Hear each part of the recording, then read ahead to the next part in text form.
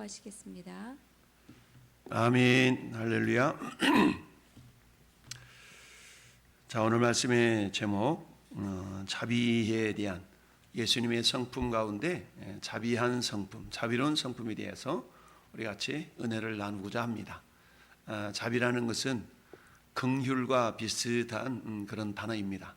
둘 다 불쌍히 여기는 마음을 갖는다라는 이야기인데, 오늘 자비라는 어떤 의미가 있는가 보니까 국어 사전을 찾아보니까 자비라는 단어는 남을 사랑하고 가엾게 여긴다라는 그런 뜻을 가지고 있습니다. 남을 사랑하고 가엾게 여긴다. 그런데 이 의미를 좀 더 확대해서 성경적으로 적용해 본다 그러면, 여기는 무엇이 더 첨가가 되냐면 행동하는 그런 행동이 더 포함이 된다라고 말할 수가 있어요. 여러분, 남을 사랑하고 가엾게 여기긴 해. 근데 그 사랑하고 가엾게 여김을 받는 사람에 대해서 뭔가 모르게 우리가 도움의 손길을 주지 않는다면 그것은 그저 생각으로만 그칠 수밖에 없어요. 따라서 불쌍히 여기는 마음으로 이웃을 돕는 데까지 나아가는 것을 자비다라고 말할 수가 있는 것이죠. 따라서 자격이 되지 않는 자에게 은혜와 용서를 베푸는 것도 우리 예수님이 우리에게 보여주신 자비의 한 모습입니다. 그래서 자비라는 것은 남을 사랑하는 데에서 근거할 수가 있는데요. 그래서 사랑하고 가엾게 여긴다. 그리고 우리 성경적으로 다시 생각해 본다 그러면 불쌍히 여기는 마음으로 이웃을 돕는 그 행동까지를 포함할 때에 성경에서 말하는 자비라는 단어가 적용될 수 있다라고 볼 수가 있어요. 그런데 우리는 이미 하나님으로부터 자비하심을 입은 자들이죠. 왜요? 자격이 되지 않는 우리에게 우리 하나님은 우리 모든 죄를 용서하시고 하나님의 자녀가 되는 은혜를 베풀어 주셨기 때문에 이미 우리는 하나님의 자비하심을 받은 자입니다. 여러분, 이런 일이 있어요. 자, 어떤 사람이 정말 어떤 노인 양반이, 노인 어르신이 겨울철에 추워서 옷을 얇게 입고 지금 벌벌벌벌 추워 떨고 있어요. 그런데 많은 사람이 지나가면서 말합니다. 어우, 정말 이렇게 떨고 있지? 옷을 좀 따뜻하게 입지 라고 지나갔습니다. 또 어떤 사람 말합니다. 왜 거기 있어요? 따뜻한 데 들어가지 라고 말하면서 또 지나갔습니다. 이처럼 막상 자기가 도움을 받고 싶었음에도 불구하고 많은 사람들이 저 사람이 도움이 필요하다는 건 알아. 따뜻한 데에 갔으면 좋겠고, 그리고 옷을 좀 더 두텁게 입었으면 좋겠고, 다들 한마디씩 했지만 그러나 그 말로만 그치고 그냥 다 지나가 버리고 말았다는 얘기죠. 이건 뭘 말합니까? 이처럼 말한 사람들한테는 뭐가 없었어요? 성경적인 자비로운 마음이 없었던 것이죠. 물론 불쌍히 여기는 마음을 갖는 거, 불쌍히 여기는 마음 갖는 거, 가엾게 여기는 마음을 갖는 거, 이것이 보통 국어 사전에 말하는 자비라고 말할 수가 있지만, 그것은 이처럼 마음으로만, 생각으로만, 입술로만 가엾게 여기는 그런 모습을 보여서는 저분하고 전혀 상관이 없겠죠. 그런데 2017년에 12월에 동대문 시장에서 어떤 노인이 쓰러졌습니다. 그런데 어떤 노인이 쓰러졌는데 지나가던 중학생 3명이 있었어요. 이 3명이 이 모습을 바라보고, 한 학생은 이 노인을, 이 할머니를 일으켜 세워서 무릎에 기대게 하고, 한 학생은 119에 전화를 했어요. 그리고 한 학생은 자기가 입고 있었던 외투를 벗어서 저 할머니에게 입혀 드렸어요. 이처럼 2017년 12월 동대문 시장에서 쓰러졌던 이 노인은 결국 이 학생들의 따뜻한 보살핌 때문에 결국 다시 또 일어나서 회복하고 집에까지 안전하게 저 학생들이 모셔다 드리고 학교를 갔다라는 그런 이야기가 있어요. 그러면 왼쪽에 그림에 있는 저 노인이 힘들어하는 이 모습을 바라보면서 많은 사람들이 지나가면서 왜 옷을 따뜻하게 입지 저러지? 왜 따뜻한 데 가지 왜 저러지? 라고 말과 생각과 이런 것으로만 저 노인에게는 아무런 영향을 끼칠 수가 없었지만, 오른쪽 그림처럼 겨울에 쓰러져 있는 노인을 향하여서 3명의 중학생 친구들이 119에 전화를 하고 이렇게 세워 무릎에 기대 세우고 자기 외투를 벗어 입혀드리고, 이러니까 어때요? 저 노인이 깨어나고 다시 회복을 해서 살 수가 있었다라는 얘기죠. 이처럼 자비라는 것은요, 사람을 살릴 수 있는 놀라운 능력이 있는 겁니다. 그래서 오늘 본문 함께 읽어본 요나라는 성경에는 요나는 사람의 이름입니다. 요나라는 이름의 뜻은 비둘기라는 뜻이 있어요. 여러분, 비둘기는 옛날 전쟁의 평화의 상징으로 우리가 비둘기가 사용이 되죠. 그리고 비둘기 발목에다가 편지를 묶어서 보내면 비둘기는 편지를 잘 날라주고 다시 되돌아오는 그런 어떤 역할을 하기도 했습니다. 그런데 오늘 하나님은 요나라는 이름을 가진 선지자에게 하나님께서 심부름을 시키고 싶었어요. 그것은 어떤 심부름이었냐면 저 북쪽에 가가지고 아수르라는 도시 수도에 니느웨라는 성읍에 가서 외쳐라라고 했어요. 뭘 외쳐야 될까요? 그 외치는 내용이 오늘 같이 읽어본 말씀 가운데 40일이 지나면 이 도시에 악독이 너무 넘쳐서 그것이 나한테 다 들려졌다. 그래서 이제 40일이 지나면 이 땅이 멸망할 거다라고 해서 외치라 그랬어요. 그런데 요나는 이 하나님의 명령을 거부했어요. 왜 거부했을까요? 이 당시 아수르라는 나라는 북쪽 이스라엘을 괴롭히는 나라였기 때문에 이스라엘 입장에서 본다 그러면 자기들이 적이었어요. 근데 적국에 가가지고 니느웨 성읍이 멸망할 것을 미리 전하라라고 얘기하는 이 하나님의 말씀이 그닥 좋게 여겨지지 않았던 겁니다. 그래서 이 요나는 니느웨 성읍으로 가지 않냐고 다시스 쪽으로 방향을 바꿔서 가게 됩니다. 이처럼 맨 왼쪽 위에 지도에 보면 저 화살표 방향으로 저 다시스 쪽으로 지금 요나가 도망을 가죠. 원래는 오른쪽 맨 위에 빨간 그림이 있는데 여기가 니느웨인데 니느웨로 가서 복음을 전해야 되는데 하나님의 말씀을 듣지 않았어요. 왜? 저 니느웨 사람들이 우리나라 사람들을 괴롭혔는데 어떻게 가서 저 사람들한테 회개하고 돌아오라고 전할 수 있을까? 싫어요. 못해요. 안 해요. 라고 도망을 갔어요. 그랬는데 하나님은 어때요? 결국 큰 물고기를 준비해서 요나가 배에서 빠뜨림을 당하고 그 물고기 뱃속에서 3일 동안 회개하고 그야말로 다시 한번 하나님의 사명을 감당할 수 있는 그런 사람으로 하나님이 인도해 가셨어요. 그래서 어쩔 수 없이 요나는 어때요? 니느웨 성에 가가지고 복음을 전합니다. 그런데 이 니느웨 성이 얼마나 컸던지 3일 동안을 걸어가야만이 통과할 수 있는 그런 도시였어요. 그런데 요나는 3일 동안 돌아다니지 않냐고 딸랑 하루만 돌아다니면서 40일이 지나면 이 성읍이 망합니다. 40일이 지나면 이 성읍이 망합니다. 라고 사모님 라고 저기했어요. 그러자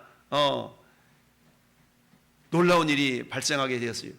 사람들이 회개하고 막 돌아오게 되고 우리가 잘못했습니다. 하나님 용서해 주세요. 우리를 용서해 주세요.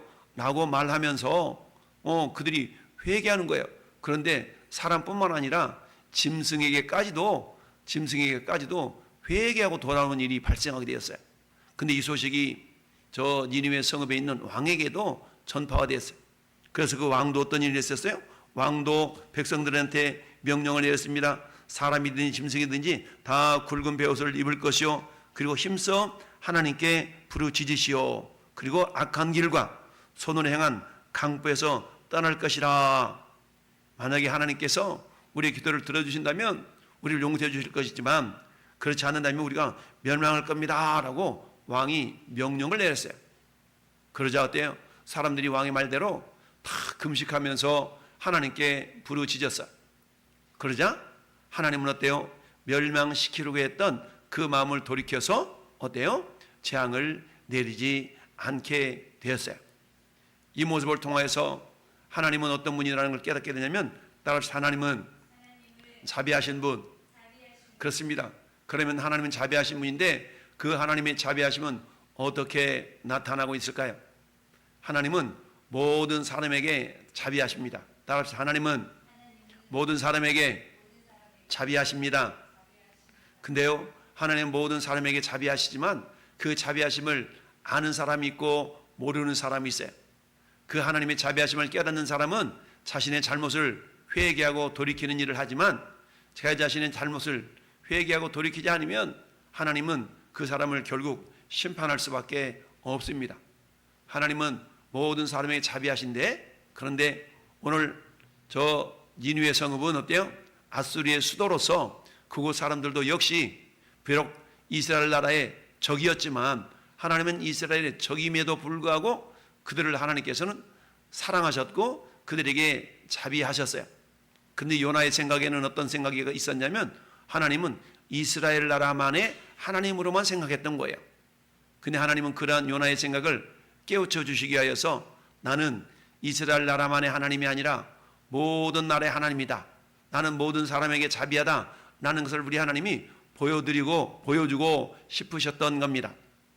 따라서 요나가 이해할 수 없었지만 요나에게 저 니느웨 성읍 가서 복음을 전해라 라고 주님이 말씀하셨던 것이죠. 그리고 하나님은 어때요? 하나님께 돌아올 기회를 주시는 겁니다. 하나님의 자비하심은 모든 사람이 죄 때문에 망해서 지옥 가는 걸 원하지 않으시고 하나님께서는 회개하고 하나님의 자녀가 되는 것을 원하십니다. 그래서 어때요? 회개하는 사람들은 어떤 죄를 지었다 할지라도 다 용서해 주십니다. 비록 이스라엘을 사랑하는 하나님께서 이스라엘을 괴롭히는 적국이었던 이 아수르 사람들을 회개함으로 말미암아서 그들도 용서해 주시고 하나님의 자비하심을 그들에게 보여주셨던 것입니다. 이처럼 우리 모두는 이미 하나님의 자비하심으로 용서받고 하나님의 자녀가 되었잖아요. 오늘 요나는 이스라엘 민족에게만 하나님은 자비하신 분으로 이해를 하고 있었던 겁니다. 그런데 하나님은 나는 그런 하나님이 아니다. 나는 모든 사람에게 자비하다. 다만 그 자비하심으로 인하여서 어떤 죄를 지었다 할지라도 회개하는 자들은 용서하지만 회개하지 않는 자에게는 용서할 수가 없다라고 주님이 깨우쳐 주신 것입니다. 그렇다면 이제 우리의 사명은 뭘까요? 자격 없는 나에게 자비를 베풀어 주신 하나님의 은혜와 사랑을 먼저 기억할 수 있어야 됩니다. 여러분, 우리가 이 시간 예배하고 하나님 앞에 나올 수 있는 것은 하나님의 은혜요 자비하심인 줄 믿습니다. 따라서 우리 모든 성도들은 이미 자격 없는 우리에게 모든 사랑을 부어주셔서 이미 로마서 5장 8절 말씀처럼 우리가 아직 죄인 되었을 때에 그리스도께서 우리를 위하여 십자가에 못 박혀 죽으심으로 우리에 대한 하나님의 사랑을 확증했다라고 말씀하셨어요. 이처럼 하나님은 많이 가진 자나 없는 자나 유명한 자나 무명한 자나 얼굴색이 까맣든 하얗든 노랗든 하나님은 가리지 아니하시고 모두가 다 예수 그리스도로 말미암아서 구원받기를 원하시는 하나님의 자비하심이 그들에게 미치기를 원하십니다. 그런데요, 하나님의 자비하심은 저절로 그들에게 흘러가는 것이 아니라 누군가가 전해야만이 그 자비하심을 깨달을 수가 있는 겁니다. 하나님은 니느웨 성읍에서 요나를 통하여서 니느웨 성읍 사람들이 하나님의 자비하심을 깨닫기를 원하셨어요. 오늘 이 시대, 오늘 살아가는 저와 여러분들은 우리가 살고 있는 가장 가까운 가족과 친척과 친구와 그리고 이 평택, 대한민국 더 나아가서 전 세계에 우리 하나님의 자비하심을 전하기를 원하십니다. 이것을 위해서는 어때요? 먼저 자격 없는 나를 하나님의 자비하심으로 구원해 주신 그 은혜를 기억할 수 있어야 됩니다. 두 번째는 어때요? 우리는 그 하나님의 마음을 갖고 모든 사람에게 복음을 전할 수 있어야 됩니다. 여러분, 디모데전서 2장 4절 말씀 같이 한번 읽어보겠습니다. 시작. 하나님은 모든 사람이 구원을 받으며 진리를 아는데 이르기를 원하시느니라. 하나님은요, 모든 사람이 구원받기를 원하셔요. 이 모든 사람은 아까 요나가 생각했던 것처럼 저 니느웨 사람은 아니야, 저 아수르 사람들은 아니야 라고 생각할 수 있었는데 하나님은 아니다. 그 사람들도 구원받기를 원한다. 그러기 위해서 네가 가서 회개하라고 복음을 전해야 된다 라고 말씀하셨던 겁니다. 따라서 우리는 어때요? 디모데후서 4장 2절도 같이 읽어봐요. 너는 말씀을 전파하라. 때를 얻든지 못 얻든지 항상 힘쓰라. 범사의 오래 참음과 가르침으로 경책하며 경계하며 권하라 라고 말씀했어요. 말씀을 전파하라. 때를 얻든지 못 얻든지, 지금은 때가 아닌 것 같아, 우리 생각으로 제한하지 말고 항상 우리가 기회를 만들어서 복음을 전할 수 있어야 됩니다. 여러분, 요한복음 5장 24절은 이렇게 우리에게 말씀하고 있습니다. 내가 진실로 진실로 너희에게 이르노니 내 말을 듣고 또 나 보내신 이를 믿는 자는 영생을 얻었고 심판에 이르지 아니하나니 사망에서 생명으로 옮겼느니라 라고 말씀하고 있습니다. 하나님은요, 여러분 모두가 다 영원한 천국으로 다 들어가기를 원하십니다. 이를 위하여서 오늘도 우리는 말씀을 전하는 자, 예수님의 사랑을 전하는 자가 되어야 됩니다. 여러분, 최고의 자비는 예수님의 사랑을 전하는 것이 최고의 자비입니다. 오늘 하나님은 저는 여러분들을 통하여서 우리의 사명, 즉 자격 없는 나를 구원해 주신 그 은혜와 사랑을 기억하면서 하나님의 마음으로 모든 사람에게 복음을 전하는 그 귀한 최고의 사명이 우리 하나님께서 우리에게 주신 최고의 자비다라는 사랑을 기억하면서 우리 지용이도 오고 그래요. 하나님께서 오늘 전 여러분들을 사랑하셔서 하나님의 귀한 사명을 잘 감당하는 우리 모든 성도들이 될 수 있기를 예수님의 이름으로 축복합니다. 아멘. 기도하겠습니다.